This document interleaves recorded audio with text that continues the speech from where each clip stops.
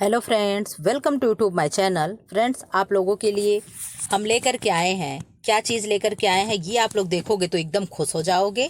और ये मैं अपने बुक से लेकर के आई हूँ। क्या है, आप लोग अब यहाँ पे बहुविकल्पी प्रश्न लगाने में आप लोग बहुत खुश होते हैं, ये तो हम जानते हैं। ठीक है, तो आप लोगों का टेस्ट चेंज करने के लिए हम अलग बुक से लेकर के आए हैं। ये क्या है, यहाँ पे आप लोग को क्या देखने को मिलेगा, ये जीवित ऊतक की कोशिकीय संरचना से जो भी 44 क्वेश्चन बने हैं उसको लेकर के हम आए हैं। 44 क्वेश्चन इसमें है, फिर थर्ड चैप्टर ऐसे ही करके हम आप लोग को क्वेश्चन लेकर के आए। क्वेश्चन 200 प्लस होगा। ठीक है, अब बातें ना करते हुए आप लोग अपना, और प्लीज कमेंट बॉक्स में चैप्टर वाइज बताइएगा। जहां से चैप्टर खत्म होगा वहां से आप लोग को उत्तर माला भी दिखेगा, और वहां आप लोग बताइएगा कि 44 में कितने सही हुए। फिर जितने भी प्रैक्टिस सेट रहेंगे बीच बीच में मैं आपको बताऊंगी कि यहाँ आप लोग कमेंट बॉक्स में कमेंट करिएगा कि मैम कितने क्वेश्चन सही रहे। ठीक है, बातें ना करते हुए क्लास को आगे लेकर चलते हैं।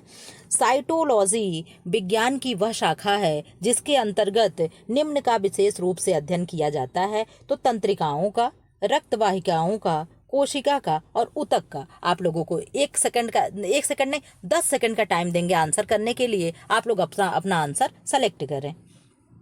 तो क्या होगा, ऑप्शन सी सही होगा, यानी कोशिका का। साइटोलॉजी विज्ञान की शाखा में अंतर करते हैं, किसमें अध्ययन करेंगे, तो कोशिका का अध्ययन साइटोलॉजी में करते हैं। ठीक है सॉरी। शरीर की सूक्ष्मतम जीवित इकाई क्या है, ऊतक है, कोशिका है, तंत्रिका है, इनमें से सभी हैं। 5 सेकंड का टाइम देते आप लोग अपना विकल्प चुन लें। अब मैं आप लोग को बताती हूँ, तो क्या होगा, कोशिका सही आंसर होगा। ठीक है किस वैज्ञानिक ने प्रोटोप्लाज्म को जीव का भौतिक आधार माना है, तो किसने माना है, रॉबर्ट हुक ने, हक्सले ने, रॉबर्ट ब्राउन ने, विल्सन ने। आप लोग बताएं क्या होगा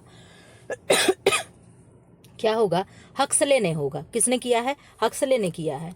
असंख्य छोटी छोटी इकाइयां जो जीवधारियों के शरीर की रचना करती हैं का नाम सर्वप्रथम रखा गया, जिसका श्रेय किसको जाता है, रॉबर्ट ब्राउन को, विल्सन को, रॉबर्ट हुक को, हक्सले को। बताइए क्या होगा, तो रॉबर्ट हुक को क्या जाता है, इसका श्रेय जाता है। ठीक, जीवित प्राणी अपनी सभी जीवित क्रियाएं किसके आधार पर पूरी करता है, तो किसके आधार पर करेगा, ऊतक, कोशिका रस, जीवद्रव्य, राइबोसोम्स। आप लोग अपना आंसर बताएं, तो क्या होगा, जीवद्रव्य होगा। ठीक है, और थोड़ा सा जूम कर दे क्या। ठीक है, चलिए, क्या है, क्रोमैटिन क्या है, यह एक तरल पदार्थ है जो जीव द्रव्य में पाया जाता है।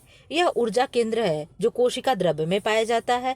यह एक प्रोटीन है जो कोशिका विभाजन के समय कोमल धागों के रूप में होती है। उपर्युक्त में से कोई नहीं। 5 सेकंड देते आप लोग अपना विकल्प सेलेक्ट कर लें। इसका आंसर क्या होगा, यह एक प्रोटीन है जो कोशिका विभाजन के समय कोमल धागे के रूप में पाई जाती है। ठीक है, अब यहाँ से क्वेश्चन नंबर 7, ये क्या कह रहा है क्वेश्चन, ये क्वेश्चन ये पूछ रहा है कि जंतु कोशिका में कोशिका विभाजन के समय कौन सा आर्गन कोशिका के ध्रुव का निर्धारण करता है, तो माइटोकॉन्ड्रिया है, राइबोसोम्स है, गोल्जी काय है, सेंट्रियोल है। आप लोग अपना आंसर सेलेक्ट कर लें, तो क्या होगा, सेंट्रियोल होगा। ठीक है, कमेंट बॉक्स में कमेंट जरूर करिएगा कितने सही हो रहे हैं। कोशिका के ऊर्जा केंद्र का आधार क्या होता है, तो गोलाकार होगा, छड़नुमा होगा, नाव के समान होगा, इनमें से सभी होगा। आप लोग अपना आंसर सेलेक्ट करें, तो क्या होगा, इनमें से सभी होगा, यानी ये कोशिका के ऊर्जा के केंद्र का आकार कैसा होगा, तो गोलाकार होगा, नाव के आकार का होगा, छड़नुमा होगा। ठीक है, कोशिका झिल्ली में क्या विशेषता पाई जाती है, यह अर्धपारगम्य होती है, यह लचकदार और रंध्रित होती है, यह कोशिका को रूप या आकार देती है, उपर्युक्त सभी। आप लोग अपना आंसर बताएं क्या होगा, तो उपर्युक्त सभी होगा, यानी ये सारी चीजें होती हैं।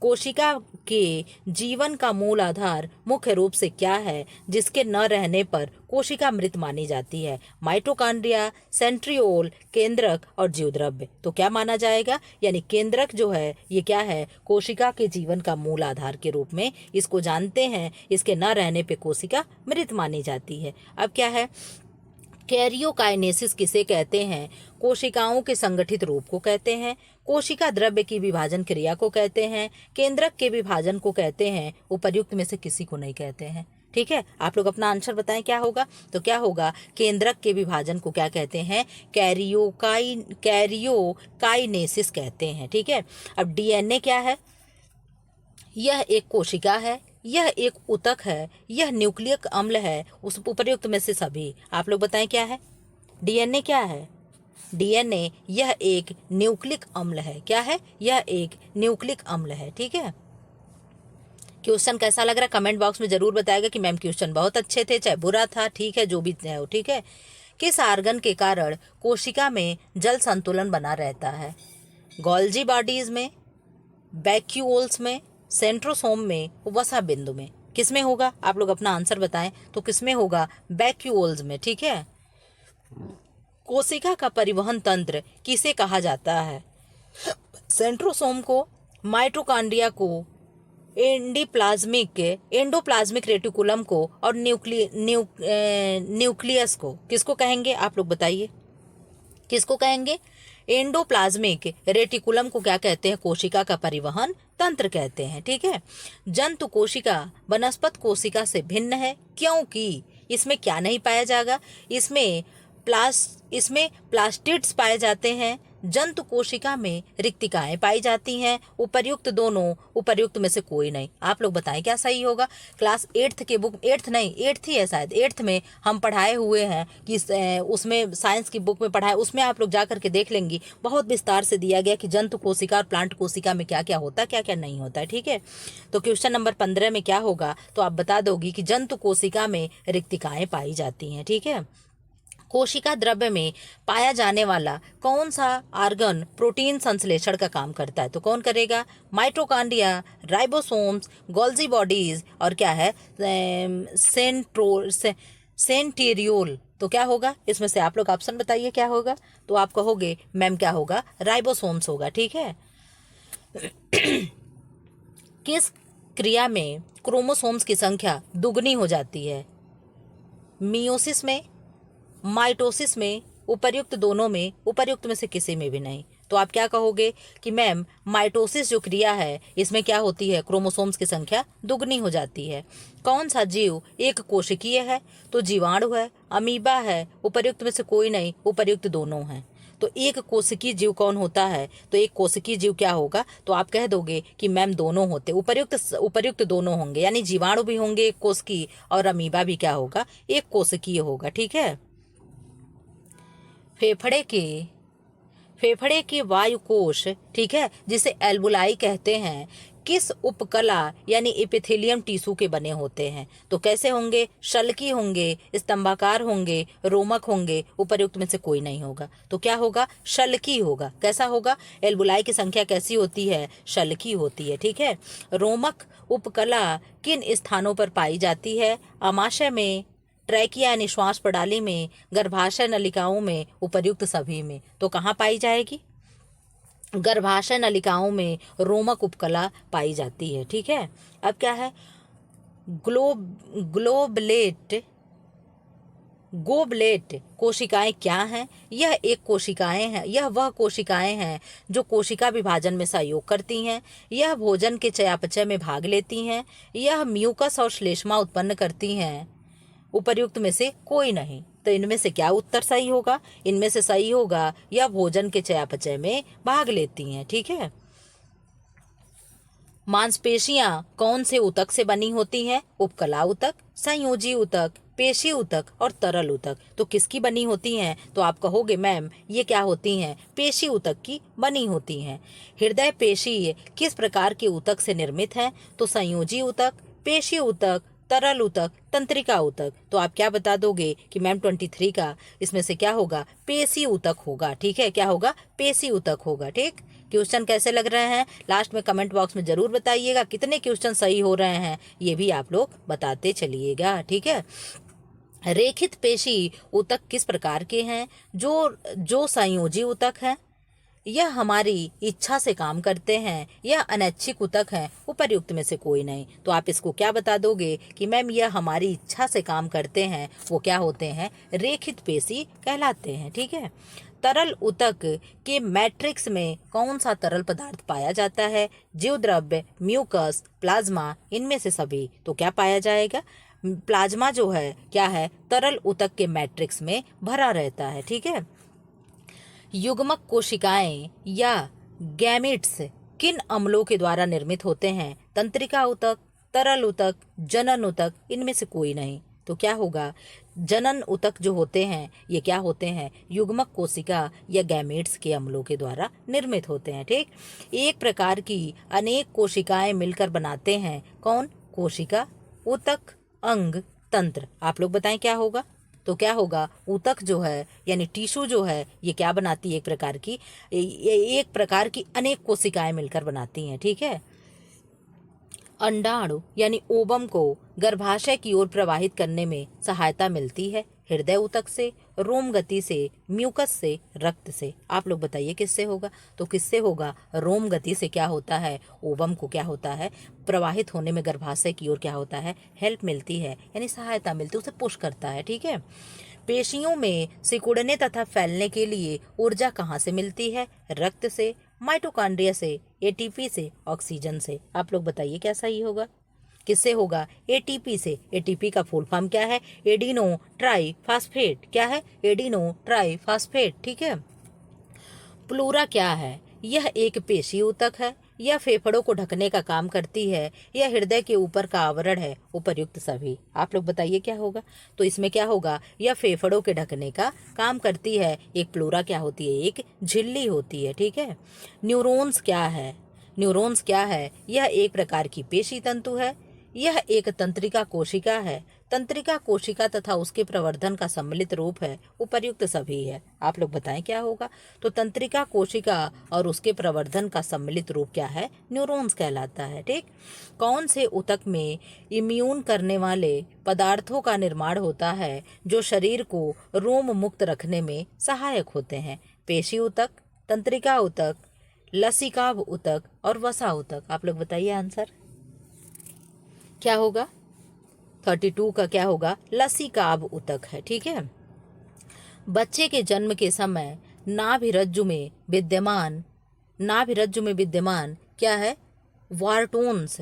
ठीक है, वार्टोन्स जेली किस ऊतक की बनी होती है, तो वसा ऊतक, लसिकाभ ऊतक, म्यूकायड ऊतक और तंत्रिका ऊतक। ठीक है, आप लोग एक हल्का सा हिंट है, म्यूकायड। ठीक है, तो म्यूकस जो होता है वो बच्चे के नाभिरज्जु में विद्यमान होता है, इसलिए आप इसको पकड़ सकते हैं, ऑप्शन बेस पे इसको आंसर कर सकते हैं एक हिंट के तौर पे। ठीक है, कौन से ऊतक का निर्माण केवल जन्म से पूर्व ही अर्थात गर्भावस्था में ही होता है, तो क्या है, पेशी ऊतक, तंत्रिका ऊतक, मांसपेशी ऊतक, संयोजी ऊतक। आप लोग बताइए क्या होगा, इसमें से तंत्रिका ऊतक जो होता है यह क्या है, गर्भाशय से पूर्व अर्थात जन्म से पूर्व अर्थात गर्भाशय में ही होता है। ठीक है, अब यहाँ तक 34 क्वेश्चन थे। आप लोग कमेंट बॉक्स में ज़रूर बताइएगा कि इसमें से कितने सही हुए और ये टेस्ट सीरीज कंटिन्यू रखना है कि नहीं, इसके लिए भी आप लोग कमेंट बॉक्स में कमेंट जरूर करिएगा। ठीक है, एक ऐसे विशेष प्रकार के ऊतक जो प्रायः शरीर के सभी भागों में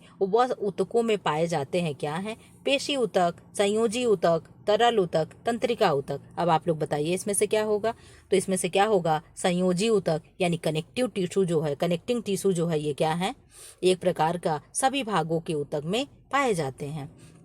कोशिका के विषय में सत्य है क्या है, ये जीवित संरचनाएं हैं, इन्हें केवल सूक्ष्मदर्शी यंत्र द्वारा ही देखा जा सकता है, ये शरीर की संरचनात्मक तथा कार्यात्मक इकाई हैं, उपर्युक्त सभी। आप बताइए इसमें से क्या होगा, इसमें से क्या होगा, इसमें से ये सभी उपर्युक्त सभी होगा, यानी कोशिका क्या है, एक जीवित संरचना है, इन्हें केवल सूक्ष्मदर्शी से देखा जाता है, ये शरीर की क्या है, संरचनात्मक एवं कार्यात्मक इकाई है। ठीक है, स्ट्रक्चरल एवं फंक्शनल कभी कभी चीजें ना कि निकलती भी नहीं है, टेढ़े मेढ़े हो जाता है।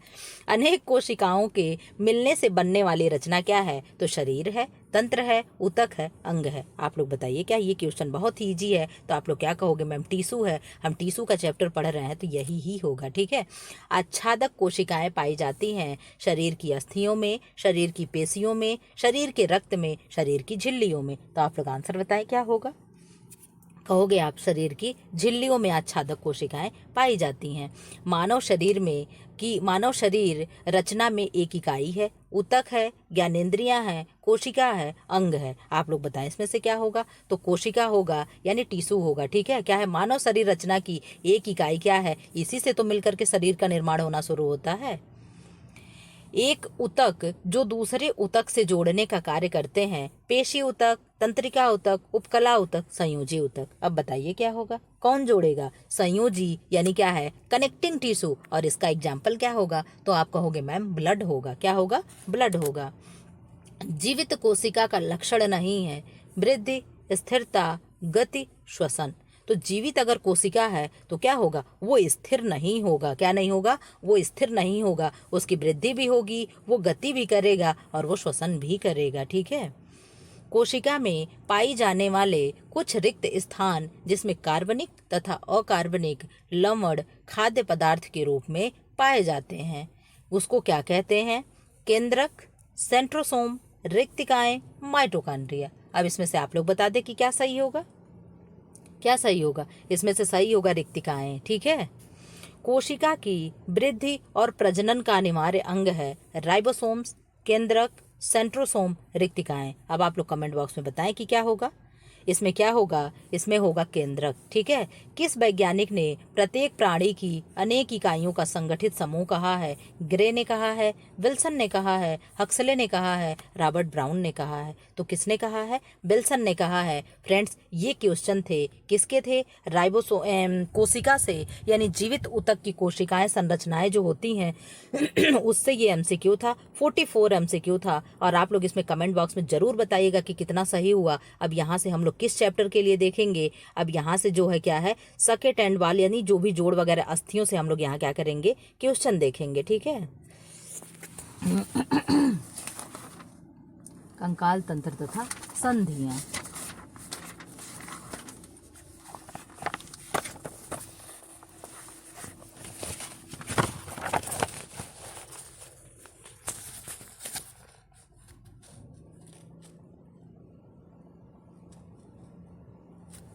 इस चैप्टर का नाम क्या है? कंकाल तंत्र तथा संधियां। हमने कहा एक बार चैप्टर का नाम देख लें। क्या है? कंकाल तथा संधियां। ठीक है। अब आप लोग यहाँ से कमेंट बॉक्स में बताते चलिएगा कि इसमें आप लोगों का कितना सही हो रहा है। उसमें 44 क्वेश्चन था, इसमें 49 क्वेश्चन है। अगर देखेंगे समय बचेगा तो एक चैप्टर और जो पेशी तंत्र है यानी मस्कुलर सिस्टम है, उससे भी क्वेश्चन लेकर आए हैं। देखते हैं एक ही वीडियो में हो जाता है कि नहीं होता है। ठीक है। आप लोग सपोर्ट करेंगे तो हम ऐसे क्वेश्चन लेकर के आते रहेंगे। ठीक। क्या है? मानव शरीर की सबसे कड़ी वस्तु क्या है? तो मांसपेशियां हैं, अस्थियां हैं, कोशिका हैं, इनमें से सभी हैं। तो क्या होगा?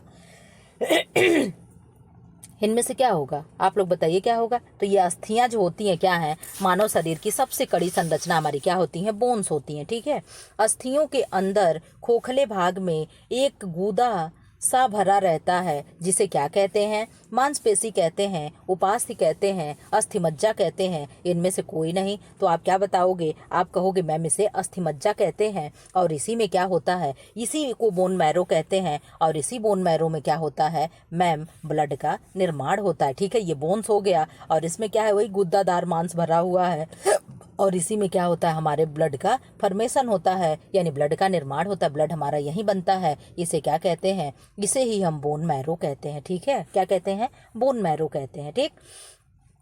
अस्थि छद, ठीक है, जिसे क्या कह रहे हैं?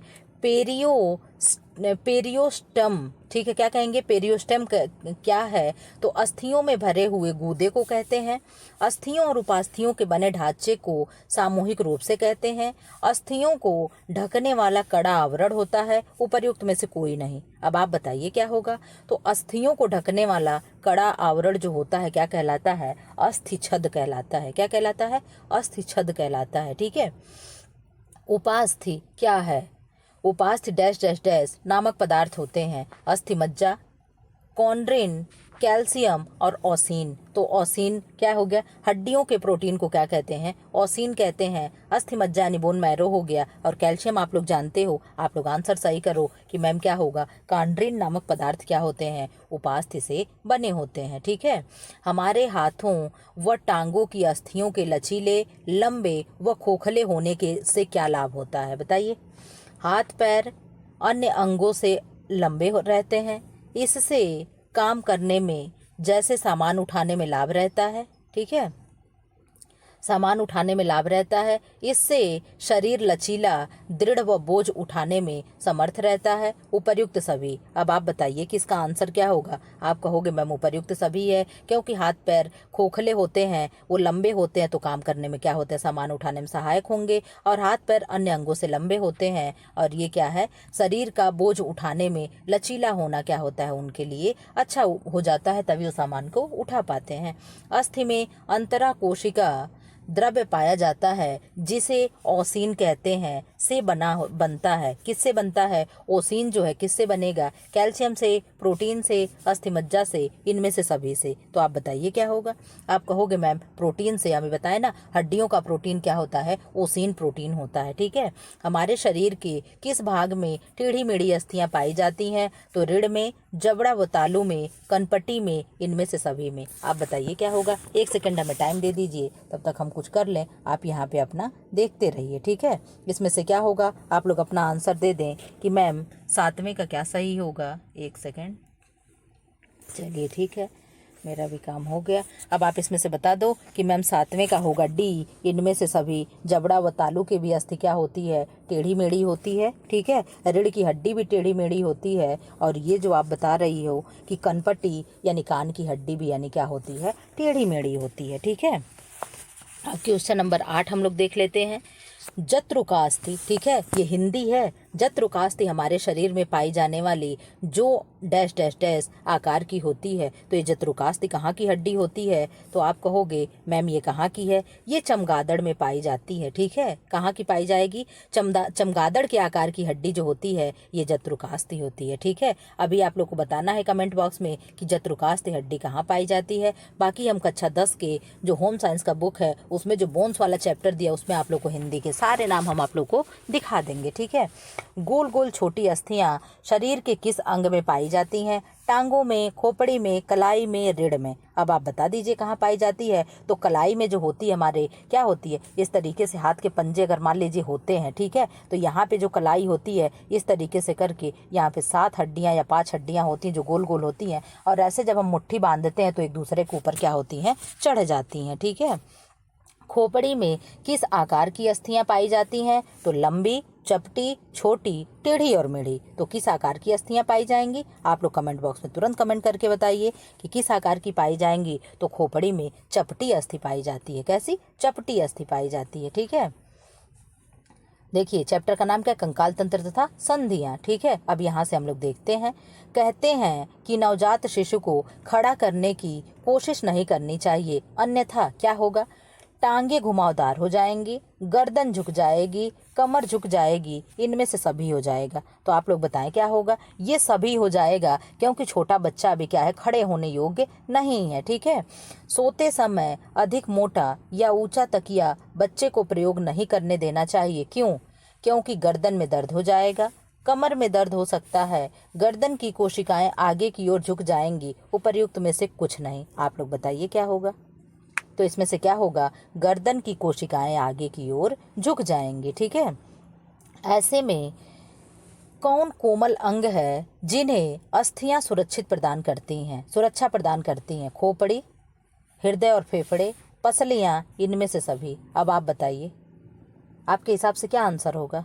13 का आपके हिसाब से आंसर क्या होगा? 13 का बी है। जो हृदय और फेफड़े होते हैं, इनकी पसली क्या है? पसली तो हमारी हड्डी है ना, कहते हैं तुम्हारी हड्डी पसली तोड़ देंगे। ठीक है। तो जो सीने की ये जो जाल नुमा, जो केब नुमा संरचना है, ये क्या है? यही पसलियां हैं। ठीक है। ये क्या है? यही पसलियां हैं। ठीक है। ये क्या है? स्टर्नम है। ये पसलियां हैं। पसलियां कितनी होती हैं? 12 जोड़ी होती है। संख्या में कितनी होती हैं? 24 होती हैं। ठीक है। तो ये तो ऑलरेडी रक्षा कर रही है ना हृदय और फेफड़े की। आप लोग अपने सीने पे ऐसे हाथ रखिए और यहाँ देखिए पेट पे क्या है, ये सब हड्डियां दिख रही कि नहीं दिख रही? यही पसली है। ठीक है। खोपड़ी ऑलरेडी हड्डी है। ठीक है। तो ये किसकी रक्षा करेंगी? हृदय और फेफड़े की क्या करती हैं? रक्षा करती हैं। ठीक है। धड़ में कटार के आकार की एक अस्थि पाई जाती है, जिसे कहते हैं हसली कहेंगे यानी कॉलर बोन कहते हैं। ठीक है। उरोस्थि कहेंगे यानी स्टर्नम कहेंगे। अभी इस तरीके से हम केबनुमा संरचना बनाए हैं। ये जो बीच में जोड़े हैं, यही क्या है? स्टर्नम है। ठीक है। यही क्या है? स्टर्नम है। ठीक है। अब क्या है, अंश फलक यानी जिसे क्या कहते हैं, स्कैपुला कहते हैं। क्या कहते हैं, स्कैपुला कहते हैं। स्कैपुला क्या है, हमारे जो सीने की हड्डी होती है यहाँ पे शोल्डर पे, ये क्या है, यही स्कैपुला है। ठीक है, जो ऐसे सीना फुलाते हैं ना जो लड़के होते हैं, जिम वगैरह करते हैं, ऐसे हाथ करते हैं, तो यहाँ पे जो शोल्डर के जो ऊपर के और गर्दन में जोड़े हैं, यही क्या है, स्कैपुला है। और रिब्स यानी पसलियाँ हैं। तो ये क्या होगा आंसर इसका, आप लोग बताइए। कहोगे मैम उरोस्थि जो होती है ये क्या है, धड़ में कटार के आकार की एक अस्थि पाई जाती है। धड़ मतलब सीना होता है। ठीक है, अगर इतना ही आप पकड़ लिए होते तो ये क्वेश्चन आप ऐसे ही सही कर दिए होते कि मैम जो पिंजरे जैसे आकार की जो भी होती है पसली, उसमें क्या होता है, उरोस्थि होता है। ठीक है, अस्थि के निर्माण में दो प्रकार की कोशिकाएं पाई जाती हैं, एक ऑस्टियोब्लास्ट तथा दूसरा ऑस्टियोक्लास्ट। ठीक है, इसमें से ऑस्टियोक्लास्ट कोशिकाएं क्या हैं। ठीक है, क्वेश्चन देखिए कितना अच्छा है। यह अस्थि के निर्माण में सहयोग करती हैं, यह उपास्थि बनाने में सहयोग करती हैं, यह अस्थि का विनाश करती हैं, उपर्युक्त में से कुछ नहीं। अब आप बताइए आंसर क्या होगा। यह अस्थि का विनाश करती है। ठीक है, यानी हड्डियों का क्या करती है, नाश करती है। वयस्कों में कैल्शियम तथा विटामिन डी की कमी से कौन सा एक रोग हो जाता है जिसे कहते हैं, क्या कहेंगे, ऑस्टियोपोरोसिस, ऑस्टियोब्लास्ट, ऑस्टियोमलेशिया और काइफोसिस। आप बताइए क्या होगा। वयस्कों में पूछ रहा है, यहाँ पे चीज़ें ये मैटर करती हैं, बाकी तो विटामिन डी और कैल्शियम से ऑस्टियोपोरोसिस मलेशिया सब होगा। ये काइलोफोसिस जो दिया है ये ऑस्टियोब्लास्ट भी होगा, और ये क्लाइफोसिस क्या है, ये काइलोनीचिया है। यानी इसमें क्या होता है, इसमें वो जो चम्मच के आकार का जो नाखून हो जाता है वो भी काइफोसिस ही है। ठीक है, नहीं सॉरी सॉरी सॉरी सॉरी, ये काइफोसिस क्या है, ये कुबड़ है। ठीक है, ये क्या है, ये कुबड़ है, इसे क्या कहते हैं, काइफोसिस कहते हैं। ठीक है, तो इसको आप लोग बता दीजिए। सब अस्थियों से ही हो रहा है, लेकिन जो वयस्क दे दिया तो क्या हो गया, ऑस्टियोमलेशिया हो गया। और इसमें क्या होता है, हड्डियाँ हमारी सॉफ्ट हो जाती हैं, मुलायम हो जाती हैं। ऑस्टियोपोरोसिस क्या है, अगर वृद्ध दिया होता यानी 60+ लोगों को दिया होता तो क्या होता, ऑस्टियोपोरोसिस हो जाता है। ऑस्टियो मतलब हड्डी, पोर मतलब छिद्र होना, हड्डियों में छिद्र का हो जाना, ये क्या होता है, ऑस्टियोपोरोसिस होता है। ठीक, हमारे शरीर में एटलस की आकार की अंगूठी के समान रचना पाई जाती है जिसे हम कहते हैं, क्या कहेंगे, अक्षक कहेंगे, शिरोधार कहेंगे, उरोस्थि कहेंगे, हसली कहेंगे। आप लोग कमेंट बॉक्स में बताइए क्या कहेंगे, इसको शिरोधार कहेंगे। ठीक है, कशेरुका के किस भाग में सुषुम्ना नाड़ी रहती है, मुख्य भाग में, प्रवर्ध में, तंत्रिकीय चाप में, मेरुदंड में। बताइए आप लोग। तो क्या होगा, तंत्रिकीय चाप में। ठीक है, दो कशेरुकाओं के बीच में डैश डैश डैश संधियां पाई जाती हैं जो कार्टिलेज की बनी होती हैं, जिससे उछलने कूदने में उनको कोई हानि नहीं होती। बताइए, चूलदार संधि, कीलदार संधि, गेंदनुमा संधि, सर्पी या फिसलने वाली संधि। अब आप बताइए क्या होगा। तो आप कहोगे मैम सर्पी या फिसलने वाली जो संधि होती है ये दो कशेरुकाओं के बीच में पाई जाती है। शिरिका यानी जिसे क्या कहा जा रहा है, बोन्स। ठीक, अस्थि पाई जाती है खोपड़ी में, पसली में, नाक के बीच की दीवारों में, मेरुदंड में। आप बताइए क्या होगा। तो आप कहोगे मैम मेरुदंड में। ये मेरुदंड क्या है, रीढ़ की हड्डी को मेरुदंड कहते हैं। मेरुदंड में सिरिका नामक बोन्स पाई जाती है, यानी बोन्स पाई जाती है। ठीक, 20 क्वेश्चन यहाँ तक हो गए। आप लोग कमेंट बॉक्स में ज़रूर बताइएगा कि हमारे कितने किस चैप्टर से सही हुआ है। ठीक है, और ऐसे ही आप लोग कहोगे तो मैं क्वेश्चन इस पूरे बुक का जो भी क्वेश्चन है मैं सब करा दूंगी। ठीक है, अक्षक यानी क्या है, एक्सिस के ऊपर की ओर क्या होता है जिस पर शिरोधार टिकती है तथा जिसके कारण ही हम अपने सिर को गतिशील कर पाते हैं। तो अस्थि है, संधि है, खूंटी या कंटक है, नुकीले प्रवर्ध है। आप बताइए क्या होगा, क्या होगा इसमें से, खूंटी या कंटक है। ठीक है, इस तरीके से हम अपनी उंगली बनाए एक हुक जैसा। ठीक, ये क्या है, ऐसे ही हमारे सिर में एक संरचना बनी होती है, हमारे नहीं रीढ़ की हड्डी में। ठीक है, ये मान लीजिए, अभी हम इसको क्लियर कर दे बता दे। ठीक, ये रीढ़ की हड्डी है। ठीक है, ये मान लीजिए ये बोन हमारी रीढ़ की हड्डी गई है, तो इस तरीके से क्या है, एक ऐसे संरचना बनी होती है, ऐसे कीलदार, और क्या होता है इसी में फिर खोपड़ी की हड्डी आकर के क्या होती है, फिट हो जाती है। ठीक है, यही हमारा बोन आकर के इस रीढ़ की हड्डी में क्या होता है, फंस जाता है। ठीक, तो यही क्या होता है, इसको क्या कहा गया है, खूंटी या कंटक कहते हैं। ठीक है, नितंबास्ति में एक गड्ढा होता है जिसमें जांघ की उर्वासिका गोल सिरा गति करता है, जिसे हम क्या कहते हैं, शुद्ध हिंदी दिया गया है जिसे हम क्या कहेंगे, षोड़िखलक कहेंगे यानी इलियम कहेंगे, प्रगंडास्थि कहेंगे यानी ह्यूमरस कहेंगे, ठीक है, आसनास्थि कहेंगे यानी क्या कहेंगे, इस इस्थियम कहेंगे, और शोण उलूखन यानी क्या कहेंगे, एसेप्टुबुलम कहेंगे। अब आप लोग बताइए इसको क्या कहेंगे। नितंब यानी हिप की बात कर रहा है, ठीक है।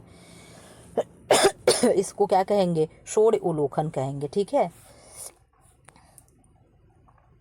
कर भास्तियाँ यानी जिसे क्या कहा जा रहा है, कर मतलब हाथ, ठीक है, कर मतलब हाथ, और भास्तियाँ मतलब अस्थियाँ, ठीक है, यानी क्या हो गया, मेटाकार्पल्स, ठीक है। मेटाकार्पल्स कहाँ पाए जाते हैं, मेटाकार्पल्स आप लोग को जब हम पढ़ाए थे बोन्स वाला, वहाँ आप लोग देखे होंगे मेटाकार्पल्स कहाँ होता है, ये हमारे हाथ में होता है, ठीक है। मेटाकार्पल्स और क्या है, मेटाकार्पल्स, कार्पल्स, हाँ ठीक है। तो क्या है, मेटाकार्पल्स ये कहाँ पाई जाएगी, इस तरीके की हम आपका हाथ बना दे रहे हैं, ठीक है, ये हाथ है, ठीक है, और ये जो चीज़ें हैं ये क्या हैं, यही मेटाटार्सल्स हैं, ठीक है, क्या है, मेटाकार्पल्स हैं, ठीक। फिर क्या होता है, कार्पल्स, फिर मेटाकार्पल्स, फिर क्या है, फेलेंजेज है, ठीक है। 5 अस्थियों से मिलकर बनी है, यही बता रहे हैं ना कि ये आपकी हड्डी हाथ हो गया, ठीक है, ये 5 उंगली हो गई ना, यहाँ से ये हो गई 5 उंगली, ठीक है। और ये जो है, ये जो सब में एक एक हाथ में जो हड्डी होती है, यही क्या है, यही मेटाकार्पल्स है, ठीक है। अंगुलियों की हड्डी को क्या कहते हैं, फेलेंजेज कहते हैं। कलाई की हड्डी को क्या कहते हैं, कार्पल्स कहते हैं, ठीक है। कार्पल्स हो गया, मेटाकार्पल्स हो गया, फेलेंजेज हो गया, ठीक है। और यहाँ क्या होती है, एक रेडियस होता है, एक अल्ना होता है, ठीक है। ये जो हाथ हम लोग का यहाँ से शुरू होता है कलाई से, तो क्या है, एक रेडियस है, एक अल्ना है, ठीक है। तो इसको क्या कहेंगे, करभास्ति जो मिलकर बनी होती, तो जांघ में, मेरुदंड में, हथेली में, कलाई में। अब तो आप बहुत जल्दी से आंसर दे दोगे कि मैम अब तो मैं बता दूंगी क्या है, हथेली में होता है, ठीक है। मेटाकार्पल्स पूछ रहा तो किसमें है, हथेली में। इस तरीके से हम हाथ की संरचना बनाए थे, तो ये क्या है, ये हथेली ही तो है। यहाँ अगर मैं बताती कार्पल्स मैं बताती तो आप क्या कहते, मैम कलाई में होता है, ठीक है। अब देखिए यहाँ चीजें जो हो गई, मणबंधिका यानी कार्पल्स, ठीक है, कार्पल्स। अब आप तुरंत बता दोगे कितनी अस्थियों की रचना होती है, तो कार्पल्स यानी मैम किसकी बात कर रही हैं, आप कलाई की बात कर रही हैं। अब हम तुरंत पकड़ लिए, अब मैं गलती नहीं करूंगी। 5 होगी, 8 होगी, 3 होगी, 7 होगी। आप आंसर भी दे दो कि मैम इसमें कितने क्वेश्चन हड्डियां होंगी, तो 8 हड्डियों से मिलकर के हमारा कार्पल्स यानी कलाई बनी होती। इतनी छोटी सी जरा सी कलाई है, लेकिन कितने हड्डियों से बनी है, 8 हड्डियों से। आप अपनी कलाई को यूं मुट्ठी बांधिए और यूं यूं ऐसे गोल गोल टर्न करिए, इसमें से देखिए खट खट की आवाज़ आ रही है, शायद हम आप लोगों को सुना पा रहे होंगे, ठीक है। देखिए खट खट की आवाज़ आ रही है, आप लोग अपनी मुट्ठी बांध कर देखिएगा ये क्यों आ रही है, छोटे छोटे 8 हड्डियों की वजह से ये आ रही है। ये हड्डियाँ क्या हैं, आपस में एक दूसरे के ऊपर चढ़ती रहती हैं, ठीक है। इसीलिए हम अपने कलाई को जिधर चाहते हैं उधर घुमा लेते हैं, ठीक है। 5 लंबी व सीधी अस्थियों से मिलकर बनने वाली पैर की अस्थियों को क्या कहते हैं, टखना यानी टार्सल्स, अंगुलास्थियाँ यानी फैलेंजेज, तलुआ यानी मेटाटार्सल्स, इनमें से कोई नहीं। तो हम इसको क्या कहेंगे, आप लोग बता दीजिए। अगर जो मेरा वीडियो इसके पहले वाला देखा होगा तुरंत बता देगा कि मैम तलुआ होता है, यानी पैर के पंजे को तलुआ कहते हैं ना, पंजे वाले नीचे के भाग को, तो वो क्या होगा, मेटाटार्सल्स होगा। यानी अगर ये मेरा पंजा हो गया, आप इसको पैर का पंजा समझिएगा, ठीक है। समझने के लिए फिलहाल आप जो भी समझे, ठीक है। ये क्या है, अगर इसको हम पंजा समझ रहे हैं, तो ये जो 5 उंगलियों से जो निकल करके यहाँ आ रही है क्या है, मेटाटार्सल्स है। क्या होगा, मेटाटार्सल्स होगा। और यहाँ पे जो जो टखने की हड्डी यानी जो यहाँ से जो पैर जुड़ता है, ये क्या है, क्या है, टार्सल्स है। क्या होगा, टार्सल्स होगा। टार्सल्स यानी ये हमारे इसको क्या कहेंगे, टखना कहेंगे ना, टखने की हड्डी को क्या कहते हैं, टार्सल्स कहते हैं। और ये क्या हो गया, 5 ये मेटाटार्सल्स हो गया। और ये उंगली क्या हो गई, फैलेंजेज हो गई, ठीक है। आप लोग ऐसे अगर कहोगे तो मैं बोन से रिलेटेड अलग से एक एक बोन्स का, आपके शरीर में जितने भी 208 बोन्स हैं सबका नाम मैं ऐसे आप लोग को जबान पे लर्न करा दूंगी जैसे मुझे लर्न है, ठीक है। हमारे क्लास में जितनी भी 10th की लड़कियां, आप लोग अगर आप लोग से मैं पूछवा पाती तो पूछवा देती कि एक एक हड्डियों के नाम उनको भी लर्न होगा। अब जो बहुत कम बच्चे होते हैं ना कि जो पढ़ने वाले नहीं होते हैं, ठीक है, ऐसे उन सबों को हम एक एक नाम लर्न करा चुके हैं, ठीक, क्योंकि उनके बुक में बहुत अच्छे से दिया है और उन्हीं सबों की वजह से शायद मुझे भी सारी चीज़ें याद हो गई हैं, ठीक है। मेरुदंड की त्रिकास्थी हड्डियां जुड़कर एक ही हड्डी का रूप धारण कर लेती है तो ऐसे जोड़ यानी ज्वाइंट्स को क्या कहते हैं? जिनमें गति शून्य होती है यानी गति होती ही नहीं है। तो किसमें होती है? सिंडेमोसिस, सिंकोड्रोसिस, सूचर जोड़ और इनमें से कोई नहीं। अब आप लोग कमेंट बॉक्स में बताइए कि क्या होगा। आप कहोगे मैम सिंकोड्रोसिस जो होता है ये क्या होता है? इसमें गति नहीं होती है, ये शून्य होता है। खोपड़ी का जोड़ एक विशेष प्रकार का अचल जोड़ है। अचल मतलब मतलब नहीं, अचल मतलब चलना, जो चल ना सके, ठीक है, यानी अचल जोड़ यानी हिलने डुलने वाली नहीं है, जिसमें निकले दांतों जैसे कटाव एक दूसरे में फंस जाते हैं कि को किस जोड़ से कहते हैं? समझ रहे आप लोग क्या कह रहा है? ये किसी व्यक्ति की खोपड़ी है, ठीक है, ये क्या है? ये खोपड़ी है। तो इसमें इस तरीके का कुछ संरचना दिया होता है, दोनों तरफ से जो क्या होते हैं एक दूसरे में ऐसे फंस जाते हैं, ठीक है। आप अपने दोनों उंगलियों को, हाथ को लीजिए, हथेली को, और ऐसे फंसाइए उंगली मुंगली डाल करके। ऐसे ही हमारी खोपड़ी क्या है? बंद होती है। हमारी खोपड़ी ऐसे फिट होती है। कोई अच्छा डॉक्टर होगा वो आपके खोपड़ी को ऐसे सीधा खोल देगा और फिर उसको क्या कर देगा? जोड़ देगा, ठीक है। तो उस जोड़ को हम क्या कहते हैं, यानी उस जोड़ को क्या कहेंगे? आप लोग कमेंट बॉक्स में बताइए। सूचर जोड़ कहेंगे, कीलक जोड़ कहेंगे और धुरीदार जोड़ कहेंगे, उपर्युक्त में से कुछ नहीं कहेंगे। आप बताइए। पेग एंड सॉकेट ज्वाइंट कहेंगे कि स्ट्रक्चरल ज्वाइंट कहेंगे या पॉइवेट ज्वाइंट कहेंगे या क्या कहेंगे? आप बताइए क्या होगा इसमें से? क्या होगा? धुरीदार जोड़ यानी पॉइंट जोड़ होगा, ठीक है, ज्वाइंट होगा। साइनोवियल स्राव यानी लिक्विड क्या है? दो अस्थियों को जोड़ने वाला पदार्थ है। संधियों को चिकना करने व गति प्रदान करने वाला स्राव है। तंतुमय संयोजी ऊतक है। इनमें से सभी। अब आप बताइए क्या होगा। तो आप कहोगे मैम संधियों को चिकना वो गति प्रदान करने वाला स्राव है। जैसे ग्रीस वगैरह होता है ना, तेल होता है, हम लोग मशीन में डाल देते हैं, ग्रीस होता है, ये सारी चीज़ें क्या है? ऐसे ही हमारे हड्डियों को चिकना व गति प्रदान करने के लिए क्या होता है? साइनोवियल स्राव होता है, जो ग्रीस का कार्य करता है या तेल का कार्य करता है, ठीक है। सर्वाधिक गतिशील संधि कौन सी मानी जाती है? कीलदार या धुरीदार संधि यानी पाइवट ज्वाइंट, और चूलदार संधि यानी क्या है? चूल मतलब जो कील टाइप की होती है, जिन्हें हिंग्स ज्वाइंट कहते हैं। फिसलने वाली संधि जिसे क्या कहते हैं? ग्लाइंडिंग ज्वाइंट कहते हैं। गेंद या प्यालेदार संधि क्या होगी? बॉल एंड सॉकेट ज्वाइंट होगा। ये क्या होता है? सर्वाधिक गतिशील संधि कौन सी होगी? इनमें से सबसे ज़्यादा गति करने वाली यानी फ्लेक्सिबल होगी, मूवमेंटेबल होगी, वो कौन सी होगी? आप लोग बता दीजिए। तो आप कहोगे मैम गेंद या प्यालेदार संधि जो होती है क्या होती है? सबसे ज़्यादा क्या होगी? गतिशील संधि मानी जाती है, ठीक है। किस संधि में अस्थि का एक सिरा दूसरी अस्थि के छिद्र में खूंटे की भांति धंसा रहता है? गेंद और प्यालेनुमा संधि में यानी बॉल एंड सॉकेट ज्वाइंट में।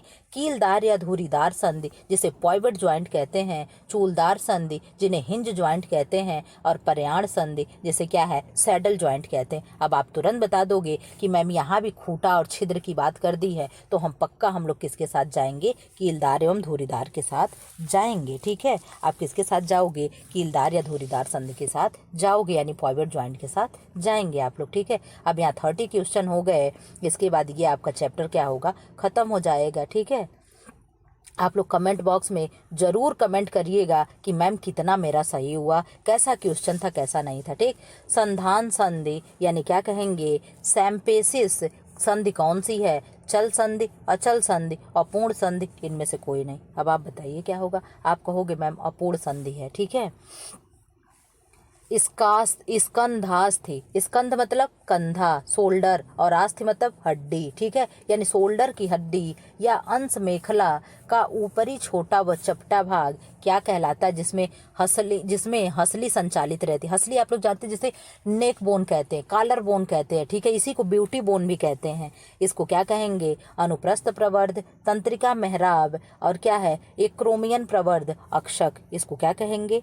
तो इसको हम कहेंगे एक क्रोमियन प्रवर्ध, ठीक है। प्रत्येक पसली मध्य में डैश डैश डैश से जुड़ी रहती है। उपास्थि से, कंटक से, अंतर परशुका पेशी से, इनमें से किसी से नहीं, ठीक है। तो क्या होगा? 33 का आंसर आप लोग बता दीजिए। तो आप लोग कहोगे मैम अंतर परशुका पेशी का बना होता है, ठीक है, जुड़ा होता है। आप लोग कोई लोग हम जानते हैं बीच में पढ़ोगे छोड़कर चले जाओगे, क्यों? क्योंकि क्वेश्चन टफ है, समझ में आएगा नहीं। आप लोग को केवल ABCD चाहिए, विटामिन ए की कमी से रतौंधी, ये वाले क्वेश्चन आप लोग को चाहिए होते हैं। यदि मेरुदंड कई छोटी छोटी तथा टेढ़ी मेढ़ी अस्थियों से बना होकर एक शलाका या दंड के रूप में होता है तो हम चल फिर व झुक नहीं सकते, पीठ पर बोझ नहीं उठा सकते, इधर उधर घूम नहीं सकते, इनमें से कुछ भी नहीं कर सकते। आप लोग बताइए क्या होगा। इनमें से हम कुछ नहीं कर सकते मैम अगर मेरुदंड में छोटी छोटी और टेढ़ी मेढ़ी अस्थियां ना होती। मेरुदंड यानी हमारी बैकबोन जो होती है, रीढ़ की हड्डी जो होती है, अगर ऐसी टेढ़ी मेढ़ी ना बनी होती, छोटी छोटी हड्डियों से ना मिल सकते तो हम लोग ना बोझ उठा पाते, ना इधर उधर घूम सकते, ना भाग सकते, हम लोग कुछ नहीं कर सकते। उपास्थ या कार्टिलेज, कार्टिलेज जानते क्या होता है? हमारे नाक की हड्डी, नाक कैसे पकड़िए, जहाँ चाहे वहाँ मरोड़ दे, कान पकड़िए जहाँ चाहे वहाँ मरोड़ दे, ठीक। यही जो लचीली हड्डियां हैं और मांस का बनी, ना ये हड्डी है ना मांस है क्या, यही कार्टिलेज है, यही उपास्थि हैं, ठीक है। कितने प्रकार के होते हैं? तो हाइलाइन यानी कांचाभ, श्वेत तंतु, इलास्टिक, कार्टिलेज, इनमें से सभी। तो आप बता दो क्या होगा। आप कहोगे मैम इनमें से सभी प्रकार के कार्टिलेज या उपास्थि पाए जाते हैं, ठीक है। सन्हत अस्थि ऊतक यानी कॉम्पैक्ट टिश्यू क्या है? यह कठोर तथा सघन होते हैं, यह चपटी तथा लंबी अस्थियों में पाए जाते हैं, यह सभी प्रकार की अस्थियों में एक पतले आवरण के रूप में पाए जाते हैं, उपर्युक्त सभी। अब आप बताइए क्या होगा। 36 का क्या होगा मैम? 36 का डी हो जाएगा, यानी उपर्युक्त सभी हो जाएगा, ठीक है। ये स्पेशली पीजीटी वाले बच्चों के लिए बहुत ही इंपॉर्टेंट है, क्योंकि ये क्या है, ये 12th की बुक से है, ठीक है। आप लोग इसको देख लीजिएगा। 12th में क्या केवल फिजियोलॉजी ही ज़्यादा दिया हुआ है, ठीक है। इलास्टिक कार्टिलेज कहाँ पाया जाता है? कान का स्तर, एपिग्लॉटिस, यूस्टेशियन नली, इनमें से सभी। तो कहाँ पाया जाएगा, बताइए कहाँ पाया जाएगा? ये पाया जाएगा इनमें से सभी, यानी एपिग्लॉटिस, कान का स्तर और क्या है, यूटेशियन नली, ठीक है। 38 बता दीजिए। सबसे अधिक मजबूत कार्टिलेज निम्न में से कौन सा है? हाइलाइन है, श्वेत तंतु है, इलास्टिक है, इनमें से कोई नहीं है। आप बताइए क्या होगा। आप कहोगे मैम श्वेत तंतु जो है सबसे मजबूत क्या होता है, कार्टिलेज होता है। झिल्लियां या कलाएं कितने प्रकार की होती हैं? तो श्लेष्मल यानी म्यूकस, श्लेष्मक यानी क्या है, साइनोबियल, और सिरमी यानी क्या है, सीरियोसस, इनमें से सभी। तो आप बता दो कि क्या होगा। इनमें से सभी झिल्लियां कलाएं इतने प्रकार की होती है, एक तो म्यूकस होती हैं और क्या होती हैं, एक श्लेष्मिक होती हैं यानी क्या होगा, साइनोबियल होंगी, और एक क्या है, सीरियस होंगी यानी सिरमी होती हैं, ठीक है। 39। अब यहाँ से क्या हो गया, 40 क्वेश्चन, यानी सिरमी मेम्ब्रेन कहाँ पाई जाती है, यानी झिल्ली कहाँ पाई जाती है? पाचन पथ में, श्वसन पथ में, बच्छ या उदर में। बच्छ मतलब सीना, उदर मतलब पेट। शब्द को भी आप लोग पकड़ना सीखिए, ठीक है। जैसे दे रहा मेरुदंड, तो मेरुदंड मतलब रीढ़ की हड्डी, बैकबोन, ठीक है। संधियां तथा जोड़ों पर, तो ये कहाँ पाई जाएगी? आप बता दोगी कि मैम बच्छ या उदर में, यानी सीने या पेट में पाई जाती है, ठीक है। सीना और पेट लगे लगे ही होता है ना। म्यूकस कला के स्राव में क्या पाया जाता है? जल पाया जाएगा, लवण पाया जाएगा, म्यूसिन प्रोटीन होगा, इनमें से सभी होगा। अब आप बताइए क्या होगा। तो आप कहोगे मैम इनमें से सभी होगा, जल भी होगा, लवण भी होगा और म्यूसिन प्रोटीन भी होगा, ठीक है। पूंछ की कोशिकाएं जो किस नाम से जाना जाता है? बच्छ की कशेरुकाएं, गर्दन की कशेरुकाएं, त्रिक कशेरुकाएं, अनुत्रिक कशेरुकाएं। आप लोग बताओ क्या होगा। आप कहोगे मैम अनुत्रिक कशेरुकाएं जो हैं इन्हें पूंछ की कशेरुकाओं के नाम से जानते हैं। इस तरीके से जो हमारी क्या होती है, ऐसे रीढ़ की हड्डी जो बनी होती है, मैं कुछ ज़्यादा ही टेढ़ा कर दी, ठीक है, इधर की होती है, ठीक है। तो यही जो पूंछ जैसे जो संरचना, एक बार फिर से बना दें, यही जो पूंछ जैसे जो संरचना बनी होती है, यही क्या होती है, यही त्रिक अनुत्रिक होती है, ठीक है। ऐसे हमारे क्या होते हैं, रीढ़ की हड्डियां बनी होती हैं, बटी होती हैं, ठीक है। और ये क्या होता है, ये ब्रेन में चला जाता है, ठीक है। और वहीं से ये चीज़ें ऐसे बनी होती है, यही पूंछ वाली जो संरचना क्या होती है, यही अनुत्रिक होती है, ठीक है। खोपड़ी में कुल कितनी अस्थियां होती हैं? 8 होती, 14 होती, 22 होती, 20 होती। आप लोग बता दीजिए। तो क्वेश्चन ईजी आ गया आप लोगों के लिए। आप लोग कहोगे मैम खोपड़ी में 22 अस्थि होती है, और खोपड़ी किसको किसको मिला करके बनती है? कान की 6 अस्थि, 14 चेहरे की हड्डी और 4 कपाल की हड्डी मिला करके शायद 22 हो गई होगी। 14 6 कितना हो गया, 20 हो गया, और 20 8 कितना हो गया, 28 हो गया, ठीक है। यानी ये क्या हो गया, यानी यहाँ से अगर हम चाहें तो कान की हड्डी को निकाल दें क्या, 8 अगर निकाल दे, 14 6 20 हो गया। तब सॉरी कान में कितनी, हाँ ठीक है, ठीक है। तो यहाँ पे क्या हो गया, इस ऐसे मिलाकर के 22 हड्डी है, इसमें से कोई 2 हड्डी घटा दी जाती है, जो मुझे इस समय याद नहीं आ रहा है, ठीक है। बाकी चेहरे में 14 हड्डी होती है, कान में 6 हड्डी होती है। आप लोग को इस तरीके से कहाँ कितने बोन पाए जाते हैं वो हम करा देंगे। ठीक, बच्चे में कुल कितनी अस्थियां पाई जाती हैं? बच्चे यानी सीना। ठीक है, 33, 64, 29, 22। अब आप बता दीजिए कितनी पाई जाएगी। तो आप कहोगे मैम 29 हड्डी पाई जाती है। कितनी हड्डी? 29 हड्डी पाई जाती है। उपास्थि कार्टिलेज क्या है? यह एक प्रकार की कठोर अस्थि है, यह एक प्रकार की चल संधि है, यह एक विशेष प्रकार का पुष्ट ऊतक होता है जिसमें चोट सह सकने की क्षमता होती है। यह मेरुदंड में पाई जाने वाली अस्थि होती है। तो अस्थि तो होती ही नहीं है, तो यह क्या है मैम? यह एक विशेष प्रकार की पुष्ट ऊतक है जिसमें चोट सह सकने की क्षमता होती है। कार्टिलेज क्या है? कान पे मारिए, नाक पे मारिए, क्या टूटेगा नहीं, लचक जाएगा। ये लचकदार होती है इसीलिए टूटता नहीं है और इसमें चोट सहने की क्षमता होती है। बहुमेंट संधि क्या है? तो बहुमेंट संधि अचल संधि है, चल संधि है, चूलदार संधि है, कीलक संधि है। अब बताइए इसमें से आप लोग क्या होगा? 46 का क्या होगा? तो अचल संधि होगा। ठीक, क्या होगा? अचल संधि होगा।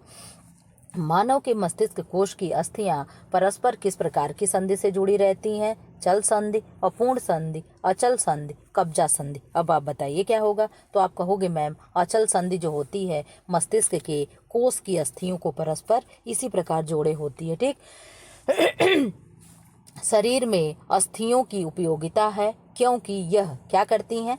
यह शरीर की आकृति तथा गति प्रदान करती हैं शरीर को। ठीक है, शरीर को आकृति तथा गति प्रदान करती हैं, बिल्कुल सही है। शरीर के भीतर कोमल अंगों की सुरक्षा प्रदान करती, ये भी बिल्कुल सही है। शरीर को दृढ़ता प्रदान करती हैं यानी मजबूती, स्ट्रांगता प्रदान करती, ये भी सही है। उपर्युक्त सभी यानी मैम ये सभी सही होगा। ये सारे अस्थियों के कार्य हैं। ठीक है, छोटे बच्चों के कशेरुक दंड में कशेरुकाएं होती हैं, 20 होंगी, 30 होंगी, 33 होंगी, 43 होंगी। अब आप बता दो क्या होगा? आप कहोगे मैम 33 होंगी और यही बड़ों में क्या होती हैं? 29 हो जाती हैं। बाकी ये जो संख्या बच रही है 3 या 4, ये क्या होती हैं? बड़े होने पर एक दूसरे से जुड़ जाती हैं। ठीक है, क्या आप लोग चाहोगे कि मैं नेक्स्ट चैप्टर खोलूँ? चलिए देखते हैं। यहाँ पे ये चैप्टर क्या है? इस चैप्टर का नाम आप लोग जान लीजिए, पेशी तंत्र है। ठीक है, देखिए कितना क्वेश्चन है, इसमें भी 27 क्वेश्चन है। इसको हम लोग कर लेते हैं, 1 घंटे के अंदर हम ये सारा अपना कंप्लीट कर लेंगे। ठीक है, लेकिन आप लोग की एक जिम्मेदारी है, कमेंट बॉक्स में आप लोग कमेंट करके ज़रूर बताओगे। 1 सेकंड में पानी भी पी लूँ। ठीक है, चलिए अब आप लोग का क्वेश्चन शुरू करते हैं। इसमें भी कितने हैं? 27 ही हैं। पाचन तंत्र भी, अच्छा हाँ ठीक, कितने क्वेश्चन है? 27 क्वेश्चन है। प्रश्न नंबर 1 इसमें क्या कह रहा है? प्रावरणी यानी फैसिया क्या है? यह एक रेखित पेशी का नाम है। यह अस्थि को ढकने वाला आवरण है। यह एक पतली और पारदर्शक झिल्ली होती है जो मांस को ढके रहती है। उपर्युक्त में से कोई नहीं। अब आप बताइए क्या होगा? यह एक पतली और पारदर्शक झिल्ली होती है जो मांस को ढके रहती है। ठीक, इसका फोटो नहीं सही से खींच पाए। चलिए, मांसपेशियां अपने किस गुण के कारण शरीर को गति प्रदान करने में समर्थ होती हैं? लचीला होना, तनावदार होना, संकुचन एवं फैलने का गुण, और क्या है? उपर्युक्त सभी। तो आप इसको क्या बताओगे कि मैम क्या होगा?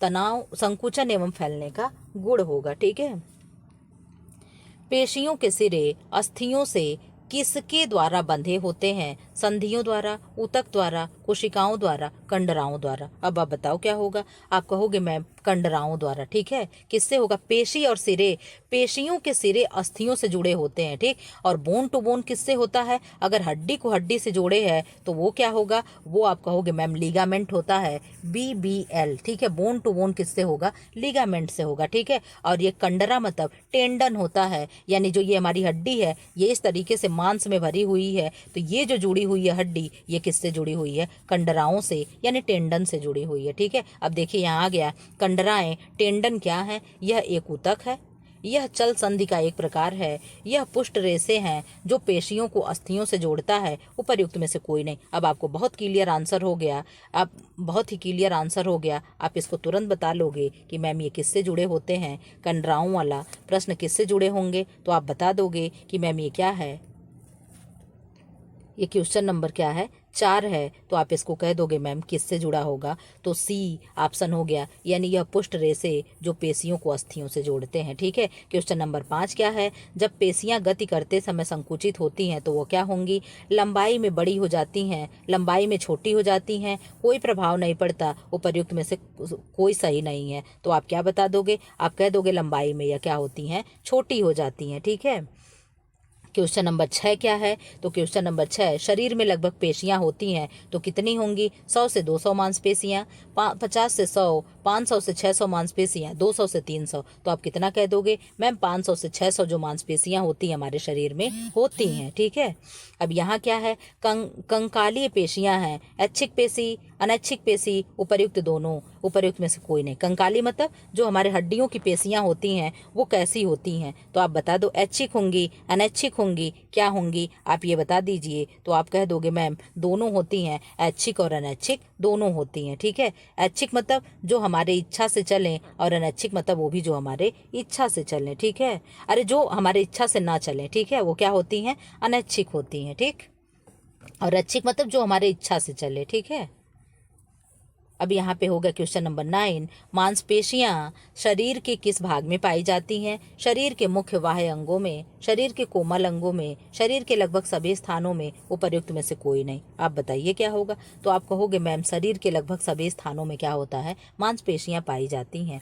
पेशियाँ थकावट होने पर क्या होता है, तो पेशी थकावट होगा तो क्या होगा, अंगों को गति के परिचालन व नियंत्रण करने में तंत्रिका केंद्र थक जाते हैं, प्रेरक तंत्रिकाएं पेशियों को गति का संदेश देने में ढील करने लगती हैं, कार्य क्षमता कम हो जाती है, उपर्युक्त सभी। आप बताओ क्या होगा, आप कहोगे मैम उपर्युक्त सभी चीजें हो जाती हैं, हमारी पेशियां क्या होती हैं, थक जाती हैं और ये अपना कार्य करने में सक्षम नहीं हो पाती हैं। पेशी की कार्य क्षमता किस पर निर्भर करती है, जितनी बड़ी मजबूत होगी, मोटेपन, सबलता और उपर्युक्त सभी पर। किस पे होगा, आप बताइए कमेंट बॉक्स में। आप कहोगे मैम जितनी बड़ी मजबूत होगी, ठीक है, उसी की पेशी की कार्य क्षमता उसी पे निर्भर करती है। तुंद यानी बेली, ठीक है, बेली यानी जो हम लोग के पेट निकले होते हैं उसे क्या कहेंगे, तुंद या बेली कहेंगे। ठीक है। यह एक प्रकार की संधि है, यह एक प्रकार की मांसपेशी है, यह पेशी का मध्य भाग है, यह पेशी का मूल स्थान है। अब आप बताओ क्या है, आप कहोगे मैम यह पेशी का मध्य भाग है, यानी पेट क्या है, हमारे बीच में ही तो है, तो ये क्या है, पेशी का मध्य भाग है। ठीक है। शरीर में थकावट क्यों होती है, क्योंकि निरंतर लंबे समय तक कार्य करते रहने से मांसपेशियां हमारी थक जाती हैं। ऊर्जा उत्पादक भोज्य तत्वों का ज्वलन ऑक्सीजन की कमी के कारण पूर्ण रूप से नहीं हो पाता। अधिक मात्रा में CO2 व लैक्टिक एसिड उत्पन्न हो जाते हैं, उपर्युक्त सभी। अब आप बताइए क्या होगा, बहुत अच्छा आंसर है इसमें दिया हुआ है। आप बताइए क्या होगा, आप कहोगे मैम ये सारी चीज़ें होती हैं तो हम क्या होते हैं, थक जाते हैं। ठीक है, हमारी शरीर क्या होती है, थक जाती है। शरीर नहीं, गहरी व हल्की रेखाएं किस प्रकार की मांसपेशियों में पाई जाती हैं, हृदय पेशी, ऐच्छिक पेशी, अनैच्छिक पेशी, इनमें से सभी। तो क्या होगा, आप बता दीजिए। आप कहोगे मैम ऐच्छिक पेशियां जो होती हैं क्या होती हैं, गहरी और हल्की रेखाएं सभी प्रकार की मांसपेशियों में पाई जाएं, किसमें, ऐच्छिक प्रकार की मांसपेशियों में गहरी व हल्की रेखाएं पाई जाती हैं। और रेखित पेशियों पर नियंत्रण होता है मस्तिष्क का, सुषुम्ना नाड़ी का, उपर्युक्त दोनों का, उपर्युक्त में से किसी का नहीं। अब आप बता दीजिए क्या होगा, आप कहोगे मैम इनमें से किसी का नहीं। ठीक है। क्वेश्चन नंबर 15 हो गया। अब यहाँ से क्वेश्चन नंबर 16 है, मरणोपरांत मुर्दे का शरीर अकड़ जाता है क्योंकि। आप लोगों ने देखा होगा कि जब भी डेड बॉडी होती है तो उसको क्या होता है, एकदम सही टेक्सचर में उसे कर दिया जाता, हाथ पैर जो भी मोड़े होते हैं ताकि वो अकड़े नहीं। ठीक है। तो क्या होगा, मांसपेशियां कार्य करना बंद कर देती हैं, मांसपेशियों में पाए जाने वाले रस यानी तरल पदार्थ जम जाता है, शरीर अक्रियशील हो जाते, उपर्युक्त सभी। तो आप कहोगे मैम इसके क्या होंगे, इसमें से लग तो सारे सही लग रहे हैं, ठीक है, अगर मानिए तो विकल्प डी होगा, लेकिन बुक में क्या माना गया है, मांसपेशियों में पाए जाने वाले रस तरल पदार्थ जो होते हैं वो क्या होते हैं, जम जाते हैं। ठीक है। व्यायाम का मांसपेशियों से क्या संबंध है, मांसपेशियों को थकान होती है, कठोर हो जाती है, बुरा प्रभाव पड़ता है अर्थात बेकार हो जाते हैं, स्फूर्ति आती है जिससे मांसपेशियों का समुचित विकास होता है। आप लोग इसमें से परफेक्ट आंसर चुन करके बता दो, कह दो मैम डी वाला आंसर जो है बेस्ट है। ये सारी चीज़ें क्या है, इसके सेम अपोजिट दिया है। व्यायाम करने से शरीर कठोर नहीं, स्फूर्ति होती है, मांसपेशियाँ थकती नहीं है, अच्छी होती हैं, ये सारी चीज़ें क्या है, उल्टा दिया है। मांसपेशियों के विकास के लिए आवश्यक है प्रोटीन युक्त भोजन, संकुचन, व्यायाम और विश्राम, स्वच्छ वायु, इनमें से सभी। तो आप कह दोगे मैम क्या है, इनमें से सभी होगा। ठीक है। हृदय पेशियों की विशेषता है कि ये केवल हृदय की दीवारों में पाई जाती हैं, इनमें आड़ी रेखाएं नहीं पाई जाती, ये ऐच्छिक रूप से कार्य करती हैं। उपर्युक्त सभी। अब आप बता दीजिए क्या होगा। आप कह दो ये केवल हृदय की दीवारों में पाई जाती हैं। ठीक है। ऐच्छिक पेशियां हैं, इनमें गहरी तथा हल्की धारियां पाई जाती हैं, इन पर किसी का नियंत्रण नहीं होता। ये शरीर के उन अंगों में पाई जाती हैं जो इच्छा के अधीन रहकर कार्य नहीं करते। उपर्युक्त सभी। सबके शब्द पढ़ लीजिए, कितने अच्छे शब्द दिए गए हैं। इनमें गहरी व हल्की धारियां पाई जाती हैं। ठीक है। क्या होगा इनमें, इनमें sorry sorry sorry sorry sorry sorry sorry sorry क्या होगा, ये क्या होगा, इसमें डी होगा। यही हम भी कह रहे हैं कि इसमें तो डी होना चाहिए, क्योंकि सारे चीज़ें एक जैसे दे रहे हैं। तो इसमें क्या होगा, आंसर डी होगा। इसमें गहरी व हल्की धारियां पाई जाती हैं, इन पर किसी का नियंत्रण नहीं होता, तभी तो ऐच्छिक हैं भाई। ऐच्छिक क्या, ऐच्छिक हमारे कंट्रोल से चलेगी, इसमें नियंत्रण नहीं, हमारी इच्छा पे नहीं कार्य कर रहा है। ठीक है। ये शरीर के उन अंगों में पाई जाती है जो इच्छा के अधीन रहकर कार्य नहीं करते। देखिए कितने अच्छे शब्दों को घुमाया गया है। कौन सी पेशी की क्रिया पेशीजन्य यानी मायोजेनिक है, तो क्या है, रेखित पेशी, अरेखित पेशी, हृदय पेशी, इनमें से सभी। अब आप बताइए क्या होगा। तो हृदय पेशी क्या होगा, पेशीजन्य है। ठीक है। अब जल्दी जल्दी करके आप लोग का क्वेश्चन खत्म कर दे। अब यहाँ क्या होगा, आपका वीडियो खत्म हो जाएगा। रेखित पेशी में प्रबल संकुचन के समय पेशी तंतुओं की संकुचन दर कितनी बढ़ जाती है, 20 प्रति सेकेंड, 50 प्रति सेकेंड, 100 प्रति सेकेंड, इनमें से कोई नहीं। आप बताइए क्या होगा। आप बता दो, कह दो मैम 50 प्रति सेकेंड जो होती है पेशी के संकुचन के समय पेशी तंतुओं के संकुचन में इतनी वृद्धि हो जाती है। पेशी के संकुचन के लिए शरीर को ऊर्जा किससे मिलती है, प्रोटीन से, कार्बोहाइड्रेट से, एटीपी से, ऑक्सीजन से। किससे मिलेगी, एटीपी नामक पदार्थ से क्या होता है, पेशी संकुचन में एनर्जी मिलती है। ठीक है। ऑक्सीजन भंजन। ठीक है। ये क्या है, एरोबिक एरोबिक ब्रेकडाउन क्या है, ऑक्सीजन की कमी होने पर जब ग्लाइकोजन पूरी तरह जल नहीं पाता तो इस प्रक्रिया को कहते हैं। पर्याप्त ऑक्सीजन की उपस्थिति में ग्लाइकोजन के जलने पर CO2 तथा H2O का उत्पन्न होना। O2 की उपस्थिति में भोजन का पाचन। उपर्युक्त में से कोई नहीं। आप बताइए क्या होगा। बहुत ही अच्छा क्वेश्चन है। इसमें से होगा पर्याप्त ऑक्सीजन की उपस्थिति में ग्लाइकोजन के जलने पर CO2 और H2O का उत्पन्न होना। ठीक है। पेशियां शरीर के लिए उपयोगी हैं क्योंकि यह शरीर को प्रदान करती हैं, शरीर को सुडौल बनाती हैं, शरीर को सुंदर बनाती हैं। उपर्युक्त सभी। आप क्या कहोगे कि मैम उपर्युक्त सभी हो जाएगा। पेशियां शरीर के लिए ये कार्य करती हैं। कंकाल तंत्र को सुडौलता एवं सौंदर्य प्रदान करने वाला तंत्र क्या है, तंत्रिका तंत्र, पेशी तंत्र, परिसंचरण तंत्र, पाचन तंत्र। आप कहोगे मैम जो पेशी तंत्र होता है वो क्या होता है, हमारे शरीर को सुंदर बनाता है। अगर शरीर पे मांस ना हो, पेशियां ना हो, तो क्या हम लोग कंकाल लगेंगे, भूत लगेंगे, आओ तो सब लोग डर के भाग जाएंगे। ठीक है।